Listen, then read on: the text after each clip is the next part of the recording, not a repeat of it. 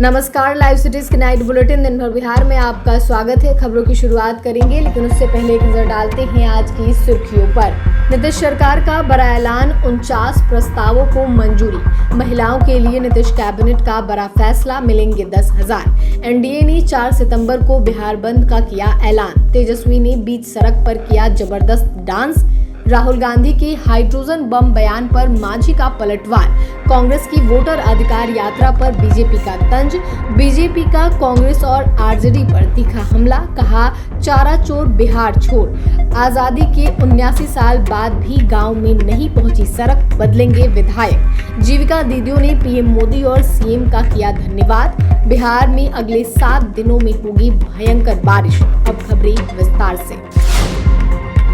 मुख्यमंत्री नीतीश कुमार की अध्यक्षता में मंगलवार को हुई बिहार कैबिनेट की अहम बैठक में कई बड़े फैसले लिए गए। बैठक में कुल 49 प्रस्तावों को मंजूरी दी गई, जिसमें सबसे चर्चित फैसला ग्राम कचहरी सचिवों के मानदेय में बढ़ोतरी का रहा। अब उनका मासिक मानदेय 6,000 रुपए से बढ़ाकर 9,000 रुपए कर दिया गया है। पंचायती राज व्यवस्था को मजबूत बनाने और बड़े स्तर पर काम कर रहे सचिवों को प्रोत्साहन देने के लिए राज्य सरकार ने उनके मानदेय में 3,000 रुपए की बढ़ोतरी की है। इस फैसले से राज्य भर में हजारों ग्राम सचिवों को सीधा फायदा होगा। बैठक में शिक्षा विभाग में नए शिक्षकों की बहाली और कला व संस्कृत विभाग में पदों पर भर्ती को मंजूरी दी गई है। सरकार का मानना है कि इन नियुक्तियों से जहां युवाओं को रोजगार मिलेगा, वहीं शिक्षा और सांस्कृतिक ढांचा भी मजबूत होगा। मुख्यमंत्री नीतीश कुमार की अध्यक्षता में कैबिनेट की अहम बैठक शुरू हुई। इस बैठक में कैबिनेट के कई एजेंडे पर मुहर लगी, जिसका सीधा असर आम जनता पर पड़ेगा। मुख्यमंत्री नीतीश कुमार और उनके साथ सभी मंत्री और वरिष्ठ अधिकारी इस बैठक में उपस्थित रहे। सरकार ने यह भी घोषणा की है कि सितंबर से ही महिलाओं के बैंक खातों में राशि का ट्रांसफर शुरू कर दिया जाएगा। योजना के तहत यह प्रावधान भी किया गया है कि रोजगार शुरू करने के 6 महीने बाद महिलाओं को काम का आकलन किया जाएगा। यदि आगे निवेश की आवश्यकता होगी तो उन्हें 2 लाख रुपए तक की अतिरिक्त सहायता दी जाएगी। इस योजना के तहत राज्य के प्रत्येक परिवार की एक महिला को स्वरोजगार शुरू करने के लिए 10,000 रुपए की राशि पहली किस्त के रूप में दी जाएगी। इसके लिए जल्द ही आवेदन प्रक्रिया शुरू की जाएगी। पूरी जिम्मेदारी ग्रामीण विकास विभाग को दी गई है, जो महिलाओं से आवेदन प्राप्त करने और उनकी पात्रता की जांच करेगा।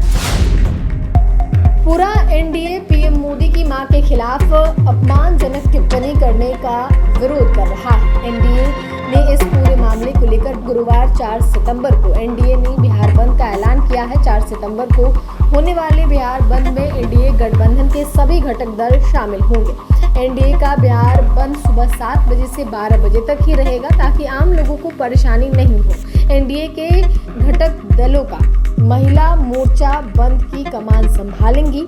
इसमें एनडीए के घटक दल आरजेडी के खिलाफ प्रदर्शन करेंगे। प्रदर्शन किया जाएगा।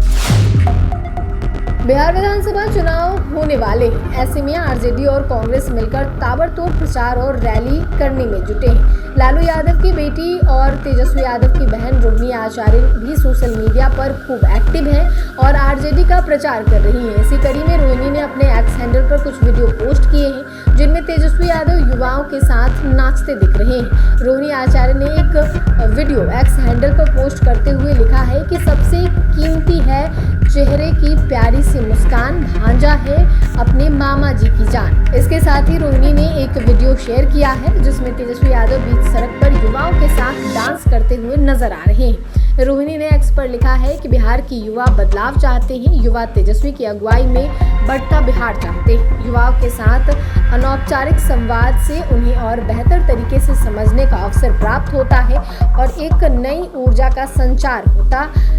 युवा नेतृत्व नई सोच के साथ आगे बढ़ेगा बिहार। बिहार के पूर्व मुख्यमंत्री और केंद्रीय मंत्री जीतन राम मांझी ने राहुल गांधी को हाइड्रोजन बम बयान पर चुटकी लेते हुए कहा कि उन्होंने पहले भी एटम बम फोड़ा था, तब क्या हो गया, एक चींटी तक नहीं मरी, उनके पास अब कोई मुद्दा नहीं बचा है।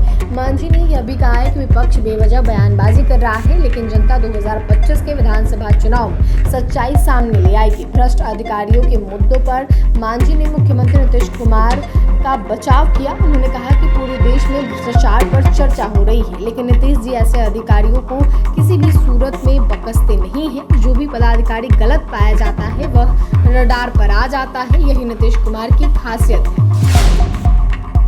भाजपा के राष्ट्रीय प्रवक्ता शाहनवाज हुसैन मंगलवार को सहरसा दौरे पर पहुंचे, जहां कार्यकर्ताओं ने उनका भव्य स्वागत किया। इस दौरान उन्होंने एक प्रेस वार्ता कर केंद्र सरकार की उपलब्धियां गिनाई और कांग्रेस व विपक्षी दलों पर तीखा हमला बोला। शाहनवाज हुसैन ने कांग्रेस की वोटर अधिकार यात्रा को पूरी तरह फ्लॉप बताया और इस यात्रा के मंथन से विशेष विष निकला है। पूरी यात्रा में प्रधानमंत्री की मां को गाली देने के अलावा कोई मुद्दा नहीं उठाया गया। उन्होंने कटाक्ष करते हुए कहा कि राहुल गांधी और तेजस्वी यादव में इतनी भी हिम्मत नहीं है कि वे पटना के गांधी मैदान में एक रैली कर सके। साथ ही उन्होंने नीतीश कुमार की अगुवाई में फिर से एनडीए की सरकार बनने का दावा किया है। हम एकजुट होकर चुनाव लड़ रहे हैं और इस बार एनडीए 200 से ज्यादा सीटें जीतकर सरकार बनाएगी। भारतीय जनता पार्टी के वरिष्ठ नेता और भारत सरकार के पूर्व मंत्री अश्विनी चौबे ने कांग्रेस और आरजेडी पर जोरदार हमला बोला है। भागलपुर में मीडिया से बातचीत के दौरान अश्विनी चौबे ने वोट चोर गद्दी छोड़ के नारों का करारा जवाब देते हुए कहा कि चारा चोर बिहार छोड़ और भारत में रहकर पाकिस्तान की भाषा बोलने वाले गद्दार भारत छोड़े।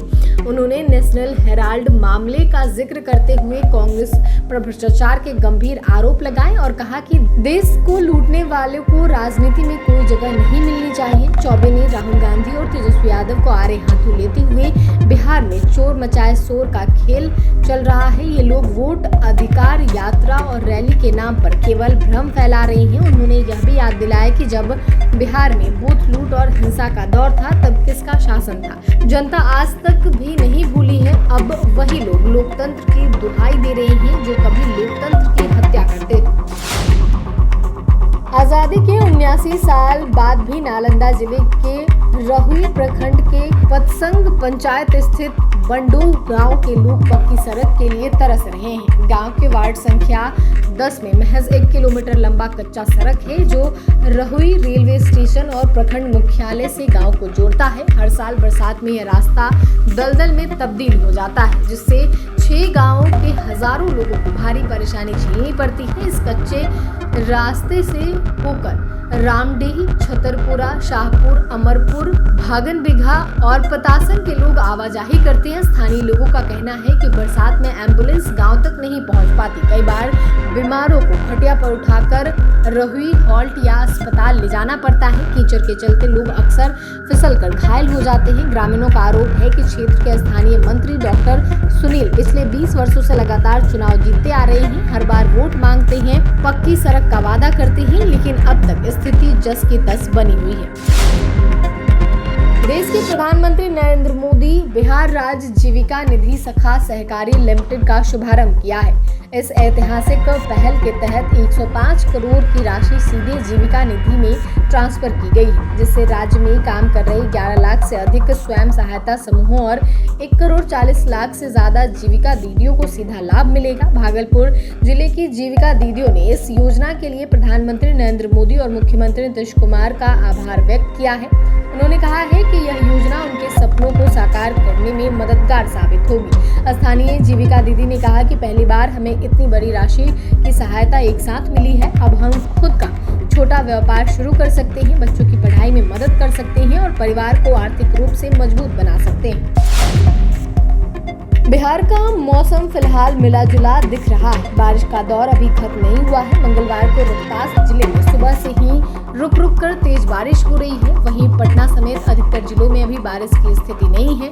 मौसम विभाग ने जानकारी दी है कि अगले 7 दिनों तक बिहार के किन किन जिलों में मौसम का मिजाज बिगड़ा रह सकता है। कई जिलों में ऑरेंज और येलो अलर्ट जारी हुआ है। बुधवार को बक्सर, भोजपुर, अरवल, कैमूर, रोहतास, खगड़िया, जमुई और औरंगाबाद में येलो अलर्ट जारी किया गया है। इन जिलों में वज्रपात के आसार हैं। लोगों को सतर्क रहने की सलाह दी गई है। अन्य जिलों में मौसम सामान्य रहेगा। वहीं गुरुवार को बिहार के किसी भी जिले में अलर्ट नहीं है।